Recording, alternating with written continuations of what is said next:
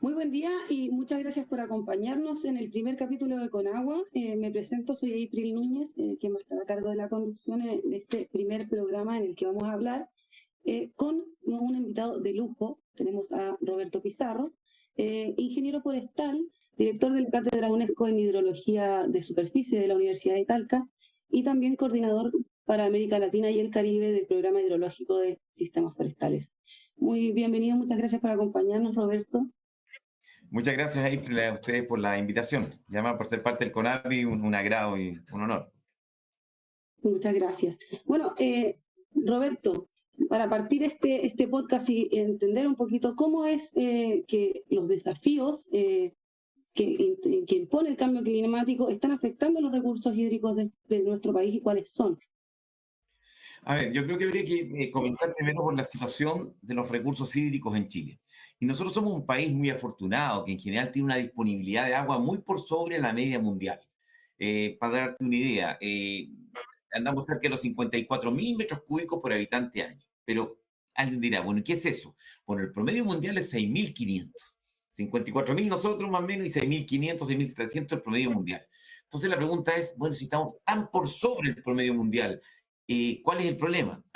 Es que tenemos una mala distribución. Es decir, de Santiago al norte, la disponibilidad es 1.000 metros cúbicos por habitante año en promedio. Y eso habla de que está 6 veces o 5 veces por bajo. Fíjate que el promedio está 5 o 6 veces por arriba.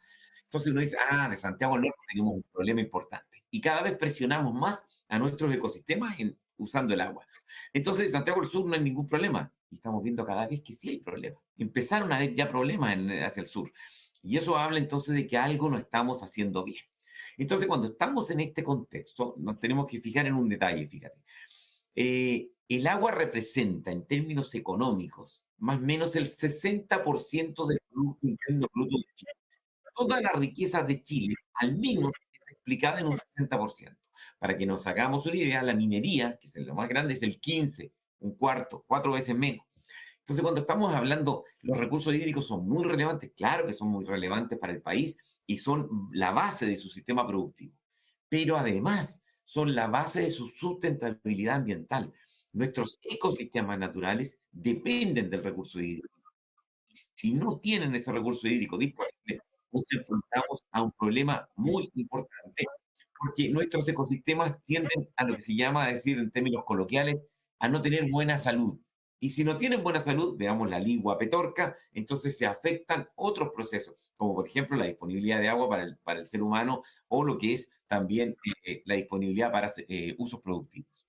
Raya para la suma, los recursos hídricos son esenciales para Chile en términos económicos y en términos ambientales. Y eso nos determina que debemos preocuparnos del recurso natural más importante que posee el país, por una parte, y por otro lado, tener conciencia que si a futuro esa preocupación no es sostenible, tampoco va a ser sostenible nuestro desarrollo que está basado en el agua. Perfecto. Roberto, y en ese sentido, ¿cuál es el rol que juega la hidrología en estos desafíos que impone el cambio climático? Bueno, la hidrología es el estudio del agua, del paso del agua y su conexión entre el sistema terrestre, la atmósfera y cómo se transforman ese paso en disponibilidades. Es decir, es el estudio del ciclo hidrológico. Cuando hablamos del ciclo hidrológico, es el agua que parte evaporándose de grandes mares, de océanos, de lagos, entra al continente, precipita, nos aporta agua en forma líquida como lluvia, sólida como nieve, granizo, y vuelve al mar a pesar de que parte de ella ha quedado en las aguas subterráneas. Y aquí hay un elemento importante. A veces usamos las aguas subterráneas con la misma facilidad que usamos las superficiales. Y ocurre que las superficiales tienen unas velocidades altísimas. A lo mejor una gota que sale del océano llega a los cursos de agua, vuelve al océano en 2 días o menos. Pero una gota que llega desde el océano y logra penetrar y alcanza los acuíferos, puede ser que vuelva a salir al océano en 10 años, en decenas de años, en centenas de años, en miles de años. El flujo de agua subterránea es mucho más lento que el de aguas superficiales. Y aún más, fíjate que para un país como Chile tenemos una característica muy particular. La mayoría de nuestro país es clima mediterráneo. ¿Qué significa mediterráneo? Que llueve en invierno. Y si nos llueve en invierno, es el periodo justamente que, comillas, menos agua necesitamos. Y la mayor agua para la agricultura, ¿cuándo es? Es en el verano. La mayor agua para el uso hidroeléctrico, en el verano, etcétera. Para el turismo, el verano. Entonces, ¿cuál es el punto? No tenemos una aportación de agua desde la naturaleza en el periodo que más demandamos. Entonces, necesitamos resguardar esos usos para que tengamos agua para ese periodo.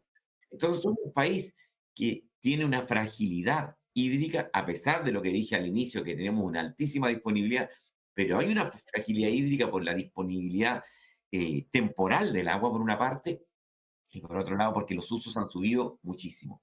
Te voy a dar un dato, April, que puede ser muy decidor. Fíjate que desde el año 90 a la fecha, nuestro país ha crecido en su Producto Interno Bruto en 3 a 3,5 veces. O sea, somos 3 a 3,5 veces, comillas, más ricos. Producimos más bienes y servicios. Pero fíjate que en la misma proporción se ha crecido el consumo de agua. Es decir, tenemos acoplado crecimiento económico con consumo de agua. Y esa es una ecuación no sustentable. Y no sustentable primero porque si van creciendo los consumos, las ofertas se van manteniendo. Y en algún momento eso va a tener un límite. Veamos la ligua Petorca. Pero tenemos un problema adicional, el cambio climático. Adicional a todo lo anterior. ¿Y qué significa cambio climático? Lo que nos está provocando como país es que las ofertas de agua a nivel del territorio nacional están siendo menores. Es decir, tenemos un sobreuso que afecta a nuestras disponibilidades, pero las ofertas de agua están cayendo, producto de este cambio climático. Eso nos obliga a estudiar el ciclo hidrológico natural y el ciclo hidrológico antrópico, cuando lo hemos intervenido mucho, producto de los usos que hacemos.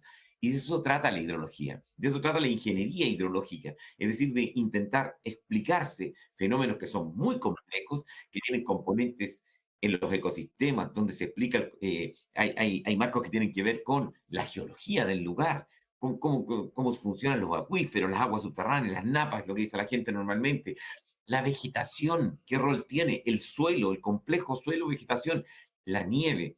Fíjate que el cambio climático ha hecho que la isoterma cero, que es una línea imaginaria, que de todo lo que cae por sobre esa línea cae en forma de nieve o hielo, ha ido ascendiendo. ¿Y por qué era bueno eso antes?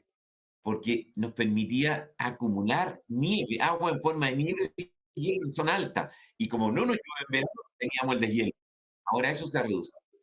Todo eso trata de explicar la hidrología y obviamente los términos de la ingeniería para solucionar estos aspectos son elementos muy centrales en este proceso.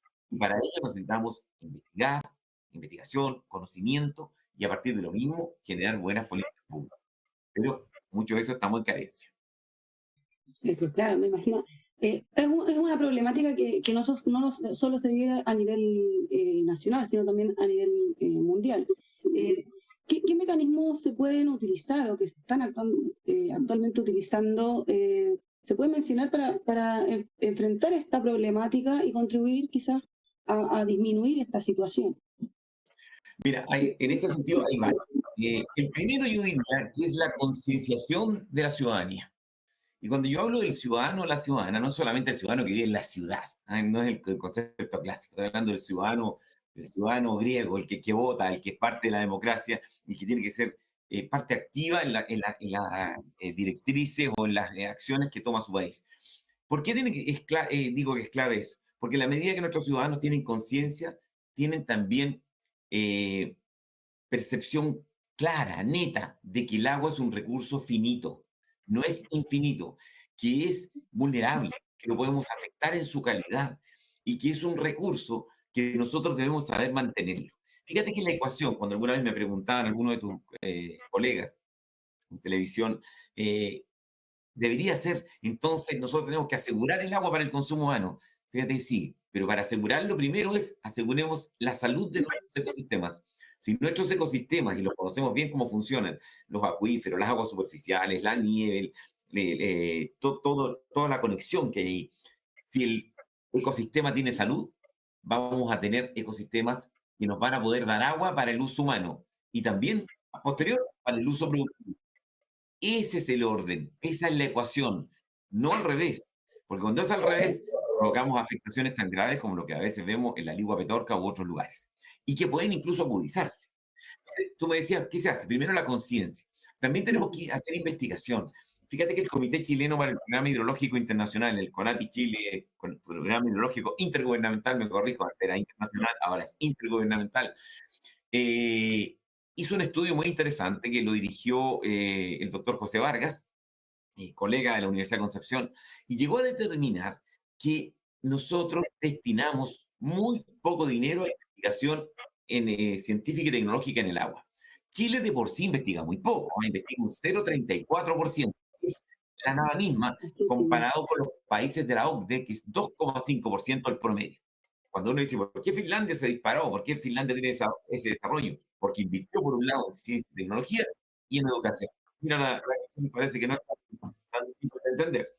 Pero además, nosotros invertimos muy poco en ciencia y tecnología, 0,34 de nuestro Producto Interno Bruto. ¿Y sabes cuánto destinamos al agua? 0,002%, dos Muchísimo. décimas porcentuales, al recurso que nos da el 60% de nuestro Producto Interno Claro. Bruto.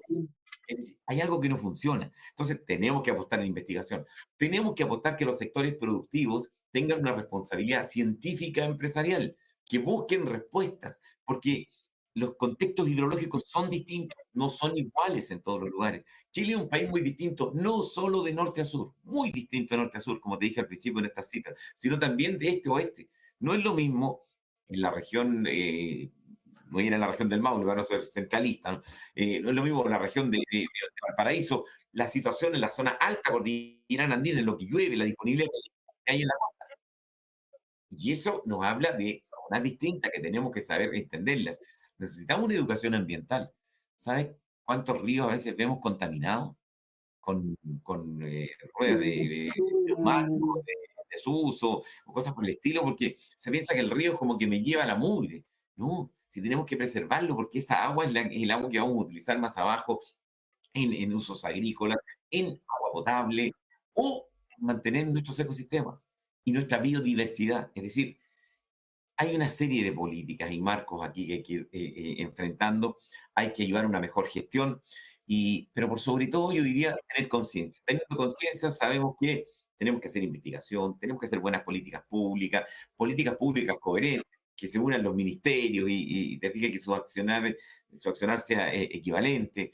Yo en falta, por ejemplo, fíjate, solo un ejemplo así tan baladí, los parques nacionales que administra la Corporación Nacional Forestal, miembro del CONAPI Chile, deberían ser llenos de instrumentos de medición meteorológica y climatológica.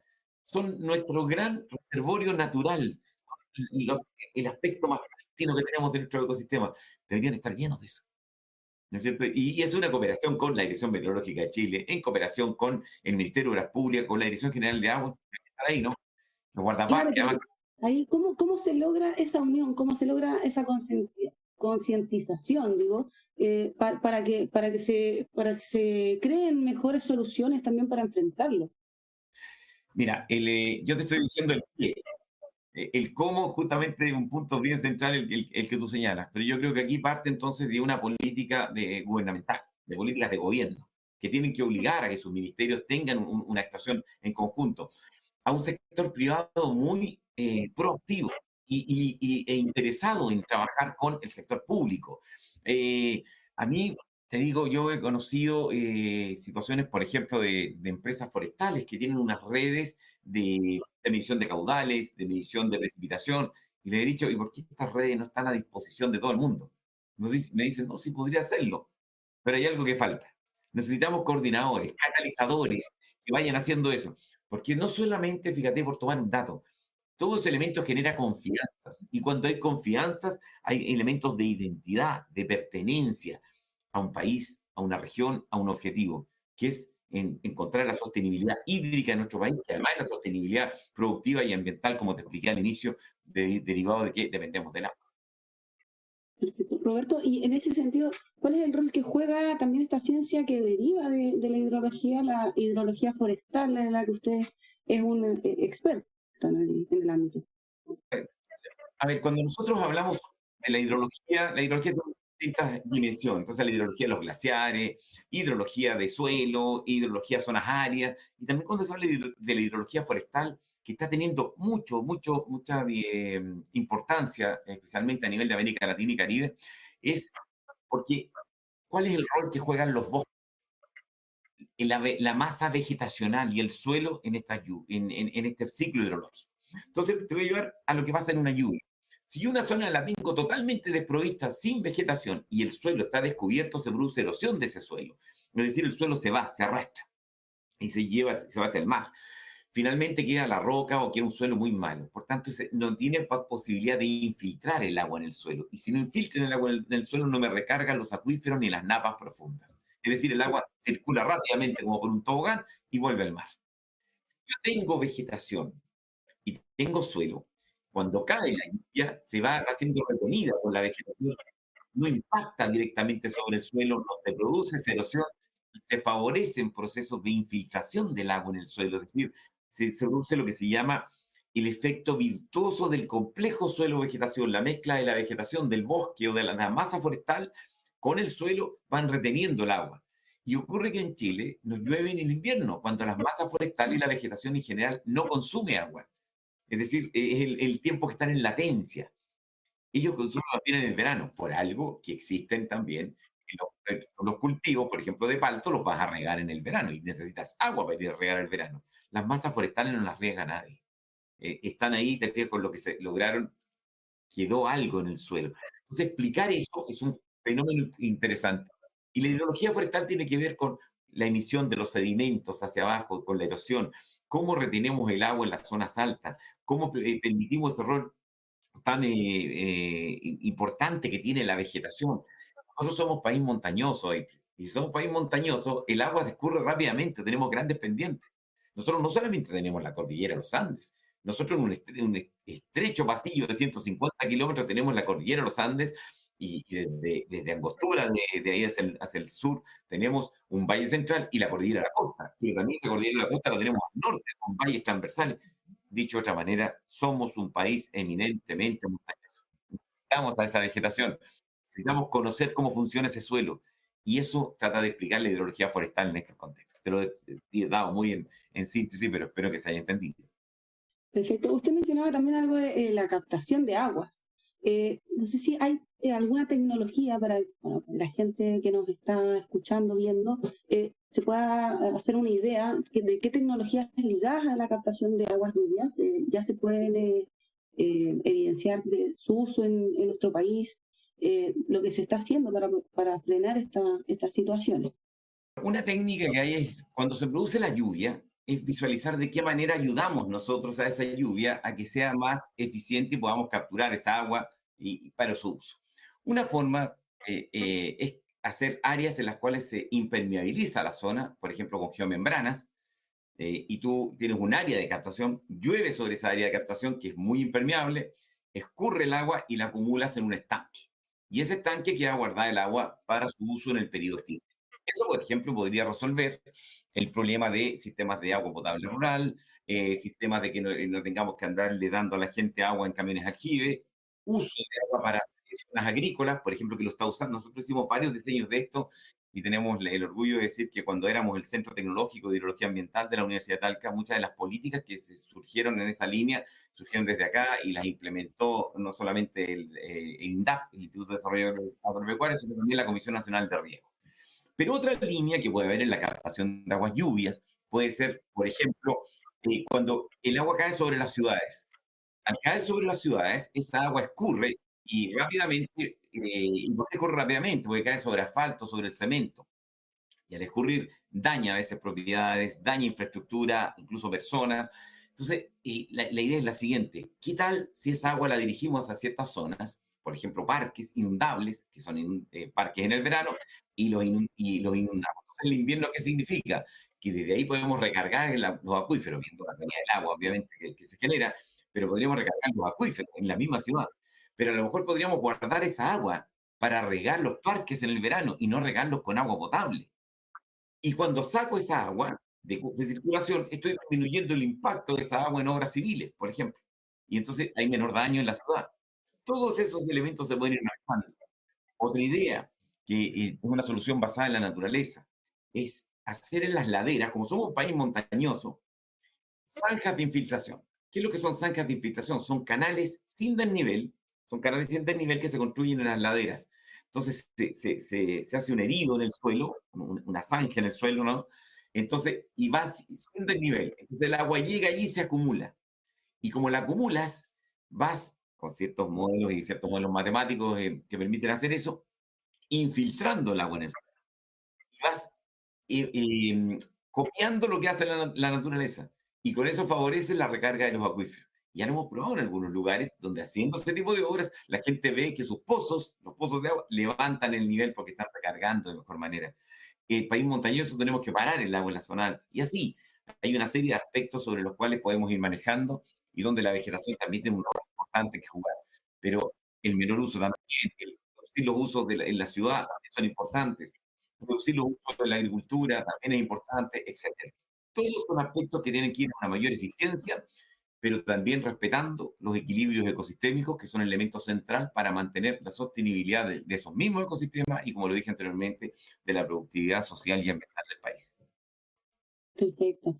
Bueno, Roberto, creo que estamos listos con la hora, estamos un poquito pasados, pero está muy interesante la conversación. Quiero dejarlo invitado, siempre está invitado a ser parte de este podcast. Ya lo estamos dando por finalizado.